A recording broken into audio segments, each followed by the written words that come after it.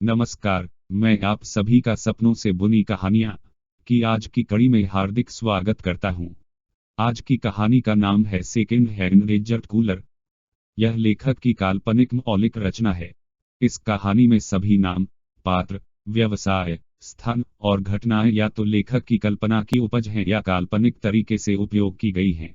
वास्तविक व्यक्तियों, जीवित या मृत, या वास्तविक घटनाओं से कोई समानता विशुद्ध रूप से केवल एक संयोग होगा। चतुर्दश कहानी सेकंड हैंड रेजर कूलर। पूर्णिमा की रात्रि, 10 बजे, जब ब्रह्मानंद अपनी शयनशैया पर लिखता है और प्राचीन भारत के विश्वविद्यालयों का ध्यान करते हुए मंत्र जपने लगता है, तब थोड़ी देर में उसे नींद आ जाती है और वह एक से अधिक सपने देखता है। वह देखता है, गर्मियों में दोपहर का समय है। एक निम्न आय वर्ग की कॉलोनी में सभी घरों के किवाड़ बंद है। कुछ घरों में एसी चल रहे हैं और बाकी घरों में रेजर कूलर चल रहे हैं। एक घर ऐसा है जहां कुछ नहीं चल रहा है। कूलर वाले घरों में एक घर में पुराना सेकंड हैंड रेजर कूलर लगा है। इसका पंखा असहनीय ध्वनि उत्पन्न कर रहा है और इससे पानी भी बाग टपक रहा है। पानी बहते हुए सड़क के बीचों बीच पानी जमा हो रहा है। सड़क देखने में ठीक लग रही पर जगह जगह पर बैठी हुई थी। अगले दिन वह लिखना प्रारंभ करता है। एक सघन आवासीय क्षेत्र में निम्न आय वर्ग की एक पुरानी बस्ती थी। यह बस्ती पुरानी थी परंतु मकानों की स्थिति सही थी।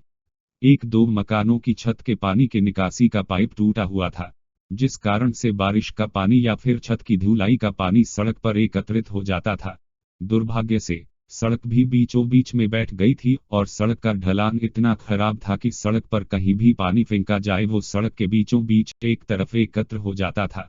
वहां कुछ घरों के पास नई और कुछ के पास पुरानी चार पहिया गाड़ी थी जो कि सड़क के एक हिस्से में ही खड़ी रहती थी, जिस कारण से सड़क के दूसरे हिस्से का बहुत अधिक प्रयोग हो रहा था।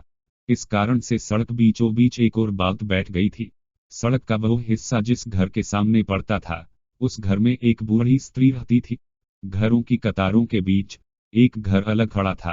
इस विशेष घर में एक सेकंड हैंड रेजर कूलर लगा था। जब कूलर चलता था तब उसके पंखे की आवाज दूर दूर तक गूंजती थी और पानी तेजी से लगातार टपकते हुए सड़क के बीचों बीच एक तरफ इकट्ठा हो जाता था। उस बूढ़ी स्त्री के घर की दीवारों में सीलन छत तक पहुंच गई थी। मई और जून के महीनों में गर्मी अत्यधिक होने पर भी कमरे का तापमान कम ही रहता था। कमरे में लगे छत के पंखे का उपयोग ही आराम के लिए पर्याप्त होता था, परंतु सर्दियों के मौसम में तापमान काफी गिर जाता था। फर्श पर पैर रखना बहुत कठिन हो जाता था। कमरा गर्म रखने के लिए अतिरिक्त कंबलों की आवश्यकता पड़ती थी। वह बूढ़िया जब भी घर के सामने पानी के जमाव को देखती थी, वह बहुत बड़बड़ाती थी। दुर्भाग्य से कुछ लोगों उसको बड़बड़ाते देख बहुत हंसते और खुश होते। ऐसे ही समय बीत रहा था। एक बार जब बुढ़िया शहर से बाहर चली गई तब अप्रत्याशित रूप से एक के बाद एक घरों के निवासी बीमार पड़ गए और चिकित्सा जांच से पता चला कि उन्हें मच्छरों ने काट लिया था। डॉक्टर ने उनको ठीक होने के लिए अस्पताल में भर्ती कर दिया था। अस्पताल से छुट्टी मिलने के बाद वे भारी चिकित्सा बिलों के बोझ तले दब गए थे, परंतु अब स्थिति में कुछ सुधार आ गया था। इस काल्पनिक कहानी को सुनने के लिए हम आप सभी को धन्यवाद करते हैं। अगली कड़ी में हम पुनः मिलेंगे एक नई कहानी के साथ। तब तक के लिए नमस्कार।